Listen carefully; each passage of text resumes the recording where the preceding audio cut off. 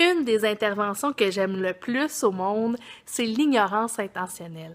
Puis ça fait peur à certaines personnes parce qu'on comprend pas vraiment ce que c'est et je pense que chaque intervenant a un petit peu sa définition. Voici la mienne. L'ignorance intentionnelle, en fait, on n'ignore pas l'enfant, on ignore le comportement momentanément. Donc, je vous dis souvent qu'un enfant a besoin de vous pour continuer ou pour poursuivre dans un comportement. Je m'explique. Un enfant qui cogne sur la table avec une fourchette aura besoin que son parent réagisse pour continuer, a besoin d'une réaction positive ou négative pour continuer son comportement. Il va souvent rechercher avec ses yeux, justement, votre regard, votre non-verbal dans votre visage. Si vous réagissez pas, il y a des fortes chances qu'après 1 minute, le comportement arrête. Parce que on n'en retire rien. Je dis souvent qu'un humoriste qui fait des blagues et qui reçoit aucun rire en échange va changer de travail, c'est souvent ça.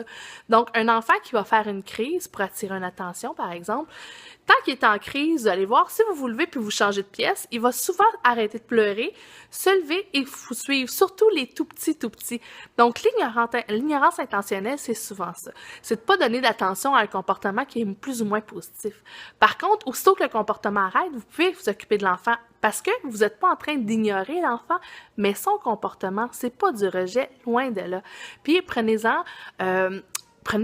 la chance de voir avec votre enfant, une fois que le comportement est arrêté, de dire ouf, c'était une grosse crise si c'est une question d'émotion. C'est une question de je tape sur la tête ou je gratte sur le divan pour attirer ton attention, ça vaut même pas la peine.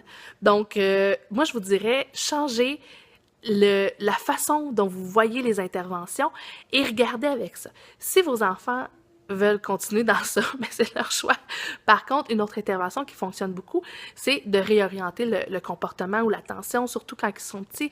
Si vous avez un petit qui gratte sur le divan pour avoir votre attention, vous pourrez très bien dire « Hey, moi, je m'en vais jouer au ballon, est-ce que tu viendrais jouer avec moi? » Et là, il va se lever, il va complètement oublier ce qu'il est en train de faire. Donc, réorienter le comportement, ça aussi, ça fonctionne beaucoup. C'était la dernière capsule, mais j'ai une petite nouvelle pour vous. Il y aura des capsules bientôt pour les enfants.